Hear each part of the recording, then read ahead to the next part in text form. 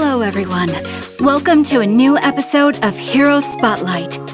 Unlike our previous episodes, today we will be reintroducing three familiar faces, Fixaana, Weliumovord, and Faramis.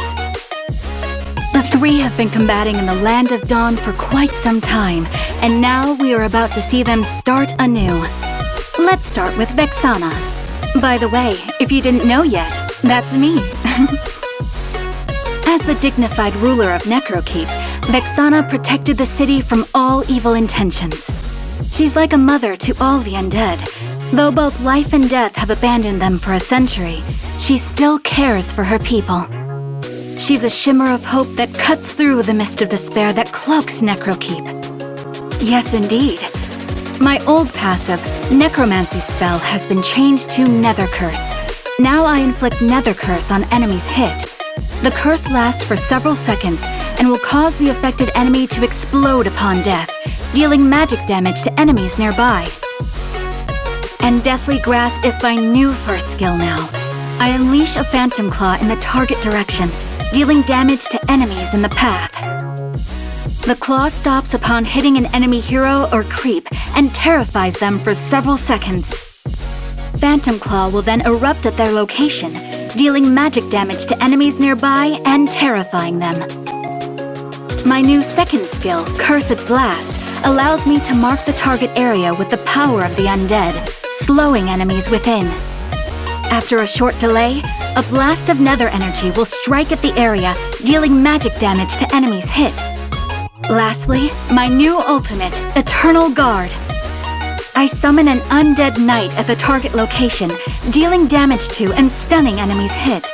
The undead knight will join me in battle for several seconds, inflicting magic damage and splash damage each time he hits an enemy. And that's all for my revamp. Don't forget to check out my new story when it's available. I'll leave it to you, Weliumovord. Thank you, Your Highness. In Weliumovord's new story, he pledged his loyalty to Atticus and followed him in and out of wars. But at the Black Wedding, he turned his lance against Atticus and killed him. Time does not always ease pains like this. Now Weliumovord often goes to the towering walls of Necrokeep alone, looking into the distance. With Atticus's last words in mind, Weliumovord guards Fixaana and Necrokeep with all his heart and might. Aside from a new story, Weliumovord will get a new look and stunning visuals. Now move on to my skills. First, my passive, the Oath Keeper. My basic attacks become critical hits against the enemy whose HP is below a certain percentage. When I'm in my human form, upon casting my first skill, Momentum, I get a shield and begin charging, slowing all the enemies in the range. When the charging is completed, I inflict physical damage and slow on all the enemies in the range. When I'm in the mounted state, upon casting Momentum, I command Barbiel to leap forward, inflicting physical damage and slow on the enemies in the target area. When I'm in the human form, my second skill, Decimation Assault, allows me to charge in a designated direction, dealing physical damage to enemies along the way and slowing them. When I'm in my mounted state, Barbiel will charge in a designated direction upon the skill cast, dealing physical damage to enemies along the way and knocking them back. When I'm in my human form, my ultimate, Phantom Steed, allows me to summon Barbiel to rush into the battlefield, dealing physical damage to and knocking back enemies on the path. And if Barbiel comes in contact with me, I will enter a mounted state. In the mounted state, my basic attacks would cover a fan-shaped area and can be cast while I'm moving. The mounted state not only grants me extra movement speed, physical defense, and magic defense, but also a new set of skills.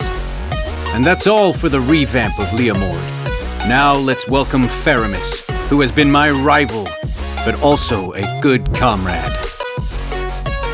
It's finally my turn now. I'm Faramis, the necromancer of Necrokeep.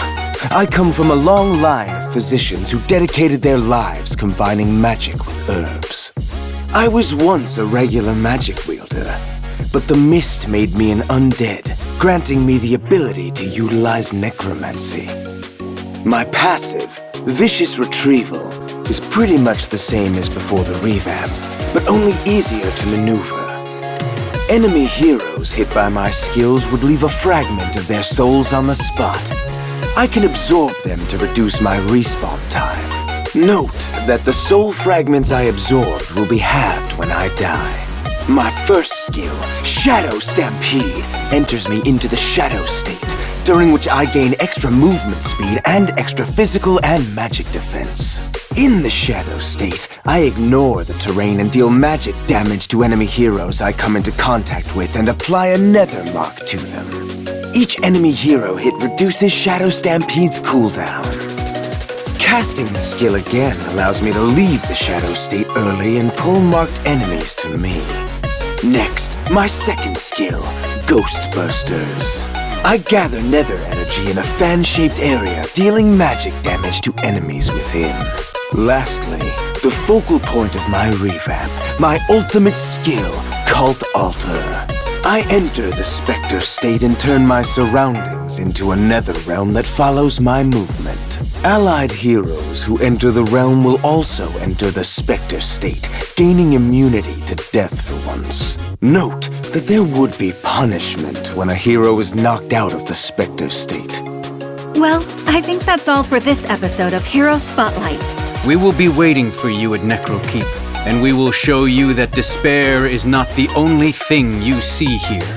Looking forward to seeing you soon. Until next time, we will be seeing you in the Land of Dawn.